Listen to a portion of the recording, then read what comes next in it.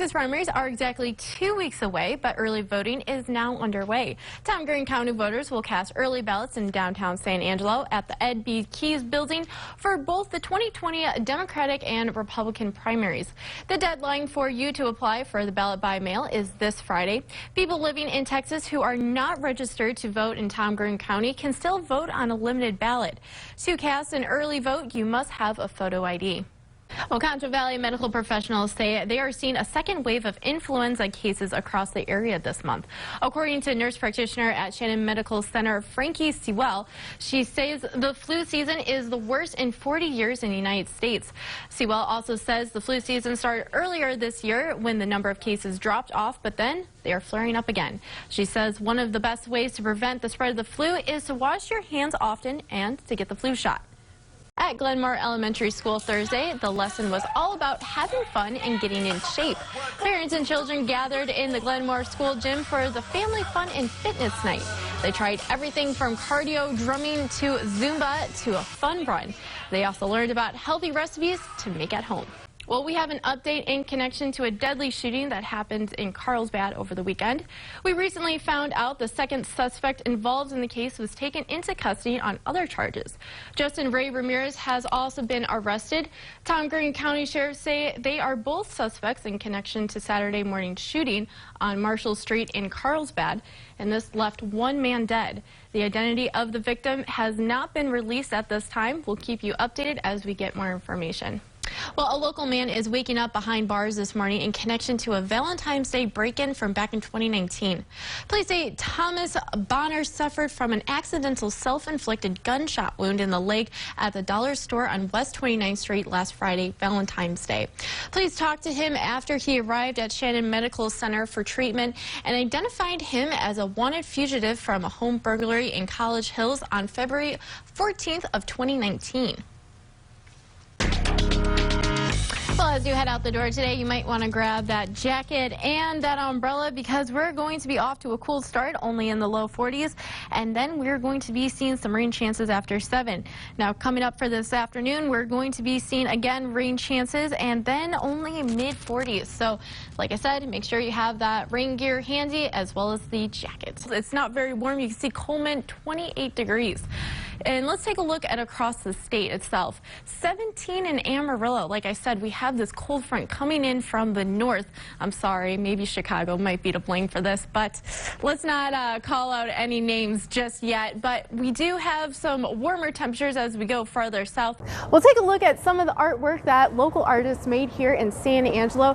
This building once was actually a bowling alley, but now it's been created into a 24/7 art gallery. And you can check it out when you come in for the rodeo on January 30th. Be sure to check your makeup bag every once in a while for expired makeup, just because bacteria can grow in expired makeup, leaving you with infections. Well, Concho Valley Paws is super excited because they were able to find over 100 dogs and cats new homes this holiday season. The city of San Angelo built these covers over their park so the kids can play without having to worry about getting third-degree burn. You can see people are currently making repairs to the roof. This is after a fire broke out in their kitchen earlier this month. People passing through all the vendors at this year's rodeo may catch a glimpse of Ernie Cantu's Shoe Shine Parlor. Ernie shines hundreds of boots during the rodeo season, but his motive may surprise you. The purpose is really my daughters, because one of them's in a coma. She's been in a coma 3 years, and the other one, she needs her 4th kidney transplant, and I want to help them out. It hasn't always been easy on Ernie.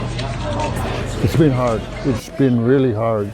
I get depressed, but people, if it wouldn't be for the people like you guys and everybody else, it's a blessing because everybody picks me up. And people continue to help. There's people that come in here and say, hey, how's your daughters? And I say, fine, and then they'll come right back and they'll say, hey, Ernie, we're going to give you this. So they give me money and they say, it's for your daughters.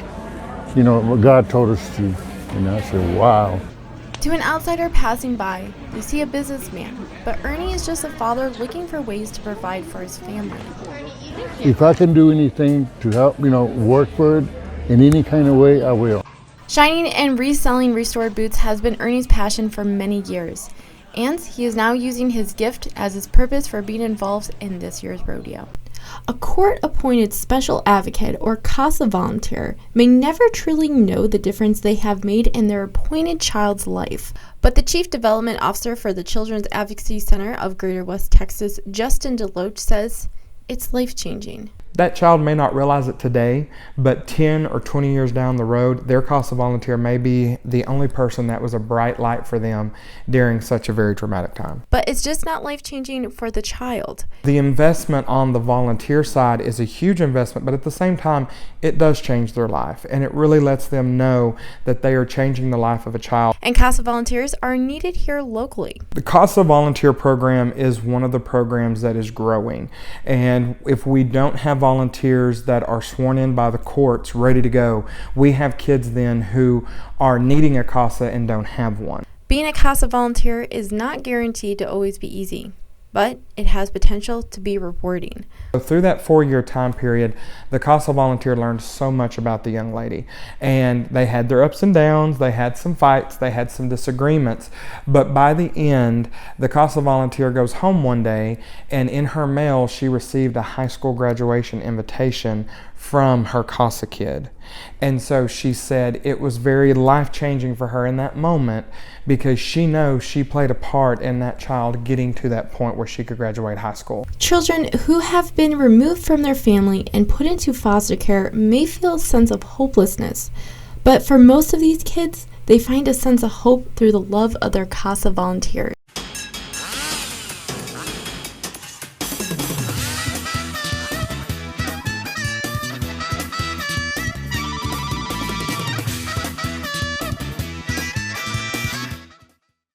I'm here with Candace Khan, and she is the owner of El Camino de la Cabras Farm, and she is here to teach me how to milk goats. Am I correct? That's right. We're going to show you how to do it today. Well, I am ready, so take me to the goats. So me and one of the farm employees, Ryan Chavez, tried rounding up the goats.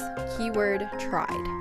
One goat, Nancy, was more interested in the camera than going in the chute, but we got them back on track. Well, kinda. Oh, they're going in a circle. All right, guys, you know the drill. No, no. And of course, there's always one diva of the group. Nancy doesn't even care. Get in the chute. Nancy does what she wants. Nancy! Nancy, come on. No. Nancy, come on, The other 533. ones. Come on. Come on. Get in there. Get in there. It's like a daycare. It is like a daycare. I got her. Oh God, maybe not. That day, I learned goats are very stubborn creatures, making my first day a bit rough. But I eventually got a goat from the chute to the stand so I could milk her. All right, here we go. Take one. So you don't yank, you just squeeze, right? Nothing's coming out. Nothing. I think she's out. Okay, you're not, you have to use your entire hand. You Oh, okay. hold up at the top with your thumb and forefinger. Oh, I And see. then you kind of pump. And then you Oh, okay. You kinda pump and and squeeze. release. Okay. Squeeze and release. Because you got to let more milk flow down into the Oh, I got it. Okay, I got it. There's a flow to it. Squeeze and release. Okay. How you doing, Montana? Poor Montana. I know what she was thinking. What is she doing? She don't know. After getting the milk into the cup so it could be checked for infections, we got her hooked onto the hoses.